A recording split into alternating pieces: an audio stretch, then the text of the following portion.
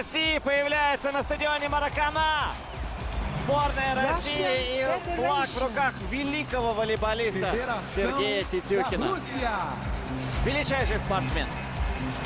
Нынешняя олимпийская делегация далеко не самая большая. 277 человек. Но именно тем, кто сейчас на марше, предстоит написать в эти 2 недели новую страницу в олимпийской истории нашей страны. Оставим сейчас за спиной волнения, страдания, обиды, оскорбления, несправедливости.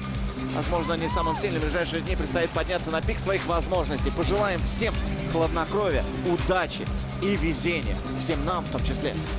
Кстати, в самый последний момент были включены решения МОК в олимпийскую команду Юлия Ефимова и Ольга Забелинская. Это очень приятно. Приятно. Ребята, мы верим в вас. Отложим на время вопрос, кто виноват. Задача нашего спорта идти вперед, и потому сошлись на слова Виталия Смирнова. Ему президент поручил провести работу над ошибкой. Вот что он сказал. Считаю, что это произошло по нашей вине. Мы потеряли свои позиции во многих международных федерациях. МОКе, ВАДА. Потеряли свои позиции в медалеемких видах спорта. Легкая атлетика, плавание. Российский олимпийский комитет создан в 2011 году, но уже в 1908 году первые российские спортсмены отправились на Олимпиаду. Павел Коломенкин, первый призер.